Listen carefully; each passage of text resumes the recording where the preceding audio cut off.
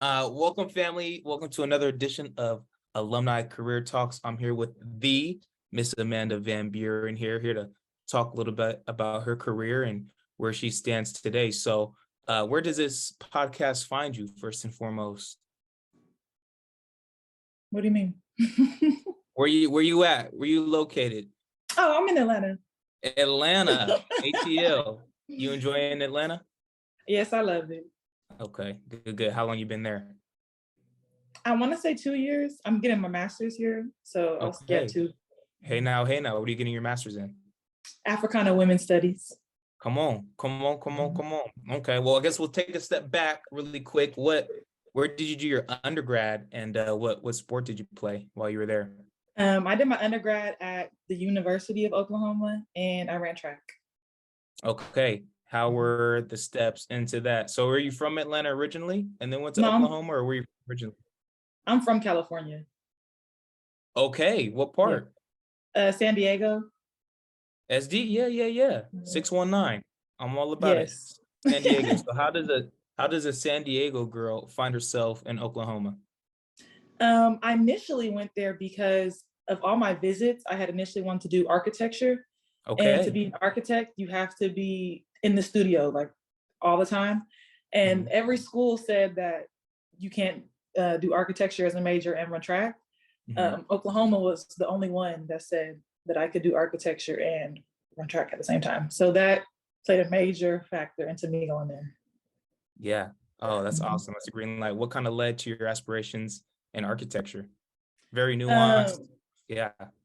I just like design, but I ended up not even majoring in architecture. So Okay. Walk us through that a little bit. And that's okay. Change is inevitable. So you run track, you think you're gonna do architect, and then what kind of happens from there? From there, I started getting really into I was just interested in Blackness and the politics, things that were going on. So I shifted and I majored in political science, and then I Okay. minored in Black studies. Okay. And Yeah. Oklahoma. I mean, I'm Mhm. not too sure. I'm not too sure about the demographic of Oklahoma, but how did that kind of play into your studies there? Was it challenging? Was it kind of welcome? Can you walk us a little bit through that? I would say my experiences at the school actually pushed me into those interests I had. There was a Okay. lot of racism on campus. The Mhm. KKK had come on campus. Wow. So a lot of students were getting involved, getting active in different types of protests, direct contact with the school administrators, things like that. So I would say my experiences there kind of caused a shift in me, I would say.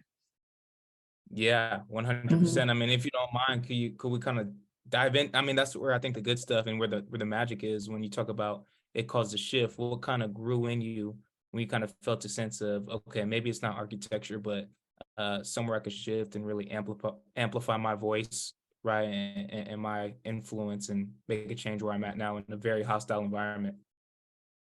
I think at first I would feel angry and there wasn't really that much I could do about it because one, I didn't want to lose my scholarship, but I also just wasn't comfortable with doing nothing. Right.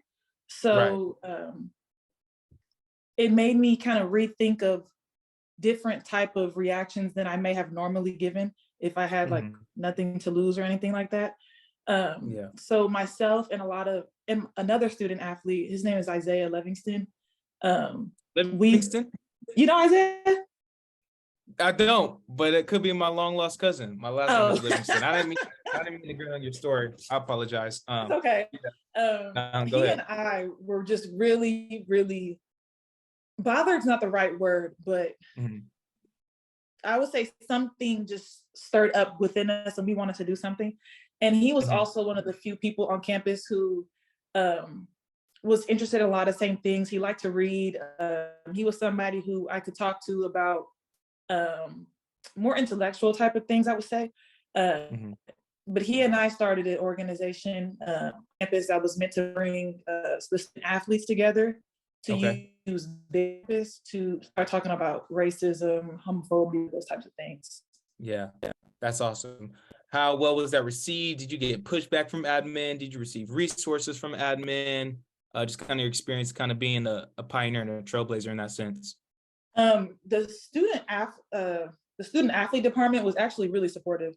They gave us Yeah. spaces to meet in. They paid for every time we needed food. They'd set it up. They were actually really supportive. They helped us put us or introduce us to new things. Like he and I got the opportunity to speak at the Black Student Athlete Summit on some research Yeah, that we in had Austin. created. Yeah, so I would Mhm. say the student athlete administration athletic department was supportive of it for sure. That's awesome because it really takes the village, right? I mean, I think a lot of times, and especially those hostile times, and there's hostile times now, right? And work needs to be done. I think a lot of people look to us all the time. It's like, well, we know you need help. What do you want to do? What do you want to do? But a lot of time, we need those resources. We need their resources, right? And as many ideas and initiatives that we really want to come up with, sometimes are strapped, and it really does take everybody in that sense. So I'm glad, in a sense, you were provided with some of the resources to get the ball rolling out there. Okay. So talking a little bit about your athletic career, what did you participate in track? What was your event? I did the 100, the 200, and then my last year I did long jump, and I liked long jump. I wish I did it the whole time. So you athletic and you Yeah. fast. Okay. Being a whole student athlete, track, a very demanding sport, especially on the body, and even long jump. I know the knees might have been tore up a Oh little. my gosh. Yeah, Yes. different. How did you balance that? What were some of the difficulties in that, and maybe some of the gems, right, that you were able to, really see coming out on the other side? Because it's no easy feat, right? I would say one, the balance. To me, it wasn't hard to balance athletics and academics, but only because I've run track my entire life and I've always had to do that. And Right. I just didn't feel like it wasn't something that I couldn't handle or it was overwhelming. Maybe if Right. like I had a paper due and we are at a meet, but Yeah, yeah, that's yeah, not yeah. every single day.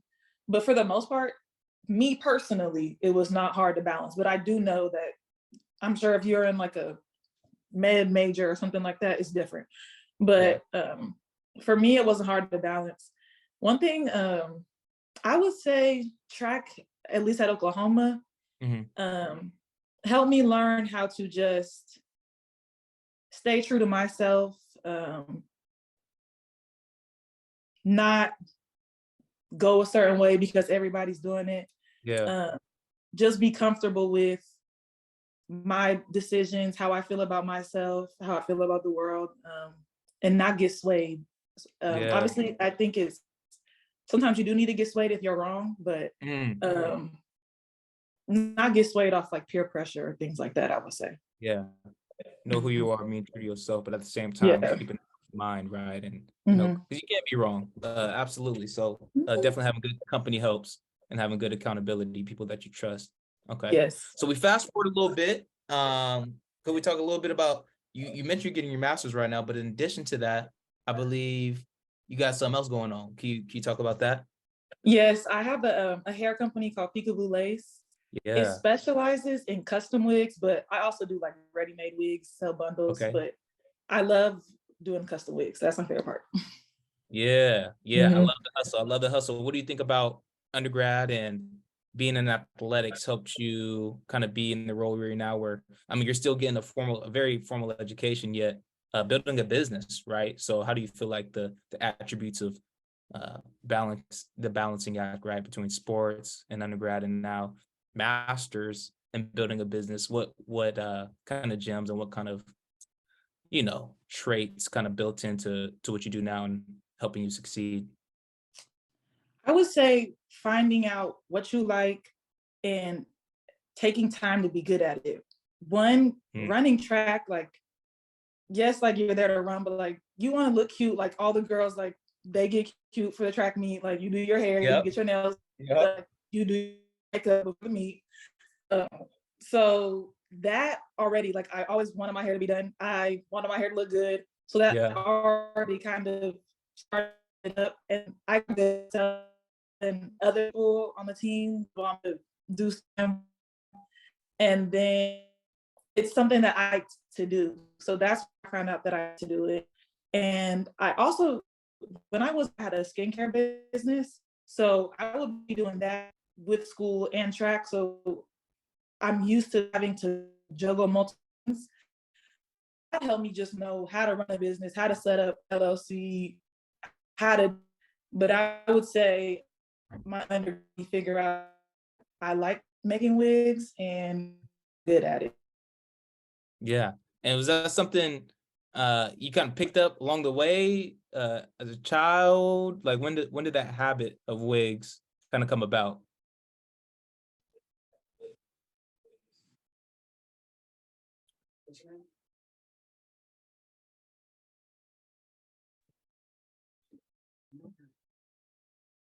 We dropped Meg. We're gonna have to edit this part. I'm sure she's gonna join back, but we'll figure it out. I'll mute myself.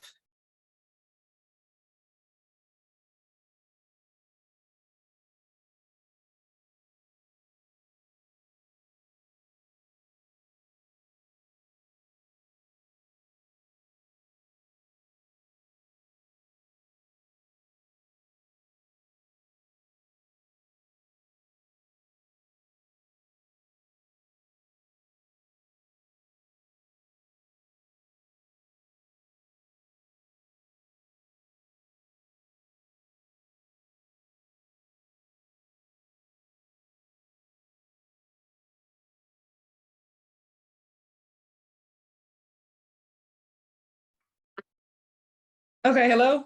She back. What's up? You plug Hey. in the hotspot? We The good? thing is, my Wi-Fi has been acting up for like a week straight. So I'm gonna go ahead and say it was me, but I'm back now. That's all good. They'll edit it out and whatnot. They'll fix it. But the question was, tying back to wigs, obviously, like wherein did you know you had a talent for it? Obviously, building a business, and you touched on being great and being excellent. Was it just the repetitions of it, right? So kind of the origin story of you making wigs, and then how you kind of perfected your craft along the way. Well, at first, I used to wear, and almost everybody was wearing just like wigs that were already made. And it's actually, if you're buying the hair, it's cheaper to buy the hair and make the wig yourself. So I was Yeah. just tired of buying the wig. So I was like, let me just try to make it myself. So Yeah. I made it myself and I hand stitched it, and it took me like 3 days. And it looked, now I would say it looked a mess, but back then I Right. thought it looked like really good. It was So popping. You thought it was it. Yeah. So I wore it, and then all of my friends, they didn't think I was gonna be able to make the wig by my hand. So then when I wore it, everybody was like, "Wait, that's the wig, that's the wig," and everybody liked it. They wanted me to make the wigs now. But if I look back on that wig, no. But Yeah. at that time, I thought it looked good. Good. Mhm. That's what I'm talking about. I love it. And then just going into the perfecting your craft, right? Was it just simply the hours you put in? Was it you find like a mentor? What kind of went into it for you to be comfortable enough to obviously build a business out of it? Really, just the hours I would put in. I don't really know anybody that makes. I know there's people obviously that make wigs, but like personally in Right. my life, I don't know anybody who does. I do know people who sew, and my grandma is good with the sewing machine, and I wanted to start making wigs on the machine. So I just talked to her about like the sewing machines, that type of thing, and she just told me how to get good at the machine. Like you have to literally do it every single day, do your patterns every single day. So I did that until I got good at the sewing machine, and then I started making units off the machine. There it is. Do you think there's any connection to being an athlete, right? And kind of putting in the reps to perfect Oh, craft? Can you speak to that a little bit? definitely. One, as an athlete, I would have to get up sometimes in the morning for a practice, or stay up out late for a practice or something like that. Or if I wanted to do something extra, used to putting in work, repetition, that type of thing. With the wigs, I sometimes, if I have a busy day, I have to get up at 5 in the morning. I have that discipline because of athletics. I would say I have a hard work type of mentality because of athletics. Yeah. I don't get discouraged when I don't get something the right way because of athletics. And really, when I was first on the machine, I would play the playlist I used to warm up to when I would do the song machine, just to like get in the mindset. And I would do like sets. Yeah, like things like that. Get in that mode. I love it. I love it. I love it. That's awesome. Okay, well, you mentioned you getting your master's in Atlanta. What are you getting your master's in? Africana Women Studies. Okay, I love that. And what's the drive behind that? I think Black women have a lot to offer. I think they have a lot of knowledge. And this major is,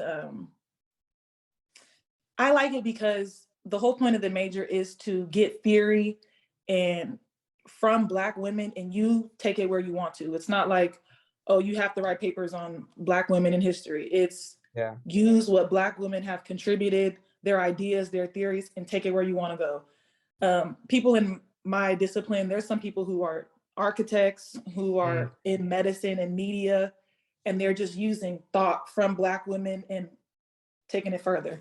So I like that because it feels like you can go anywhere with it, and you're using knowledge from women who came before us, who have experienced what you've experienced, moved through the world, how I have to move through the world as a Black woman. So I love it.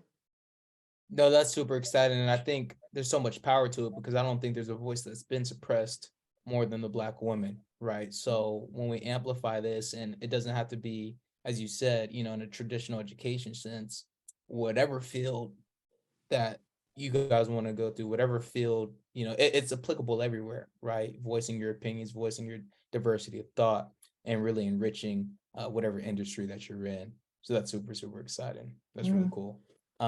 Okay, so how far along are you in the program? I just finished my comprehensive exams. I finished all my coursework. So to graduate, you need your coursework, pass your comprehensive exams, and then you can either do a thesis, or what's it called? I'm not doing another one, so I don't really even remember, but I'm doing the thesis. All good. Yep. So The we complete our thesis. I'm working on my thesis. I just took my comprehensive exam. That was probably one of the hardest things I've ever had to do, like even past athletics. You have 10 books that you have to know. They're like 400 pages each. And then they give you 3 questions and you have 48 hours to write at least 30 pages. Like that was probably the hardest thing I've done in a while. Oh yeah, you was in the trenches. Oh yeah, I turned my phone off and I was just gonna say, so is that just you locking down? You just have to shut everything out and just lock in? Yeah, I turned my phone off. I didn't leave the house. I did order some sushi, but I'll say I went to get that. But other than that, you didn't hear from me when I was taking my comprehensive exams. Take care of business. That's awesome. I mean, this has been awesome. A couple closing questions, I guess. I mean, what's really next for Miss Amanda Van Buren, especially after you get this master's and you continue education? I like to present my research whenever I finish my thesis. I'd like to take my business further and work with more. Now I work with just like different clients every single time. I'd like to just lock in on like one client who is open to anything. Like I can freestyle, I can do different colors. Like you're not scared to wear color. You don't want just plain black or something like that. And maybe even I want to get into like museums and archives, things like that. So I would say those are up next for me. I love it. I love it. I love it. So we would always like to end this question on what would you like to share with the audience, maybe more specifically, right? Younger student athletes who may not know where they want to go just yet, right? Navigating the difficult, arena of student athletics, as you know very, very well. What kind of parting advice would you be able to give to them? I would say get to know yourself, sit with yourself. If that means you need to isolate for a little bit, do that. But get to know yourself really well. Be comfortable with how you feel inside, what's going on in your head. Once you know yourself, I feel like a lot of the decisions you make afterwards either just line up right for you or are easier to make because your head is more clear and you know where you want to go. Yeah, 100%. And that's different from isolation, right? I think you need to be comfortable with being by yourself and being alone with your thoughts, not being having able to have to grab your phone or have to do this or have to do that, but really Hmm. be able to sit there with yourself, process your thoughts, process your emotions, and cope with whatever you may be dealing with. Because I mean, especially our day and age, right? And growing up around technology, I think it becomes a coping mechanism in Oh a lot of yeah, ways, like and able to sit and deal and process those emotions thoroughly. even I would say when you wake up in the morning, don't touch your phone for like an hour. Don't put on Mm, any music. Just let it be quiet and get your mind together. yeah, yeah, that's awesome. Well, I've had a bunch of fun doing this. Where can the people who view this podcast find you? LinkedIn, IG, uh, et cetera, et cetera. Where could we get some more of Miss Amanda Van Buren? My Instagram is PKB Lace and my website Okay. is www.pkblace.com. Awesome. Mhm. Awesome. We will direct traffic there. This has been an awesome interview. We appreciate you sharing your time with us. Until next time. Thank you.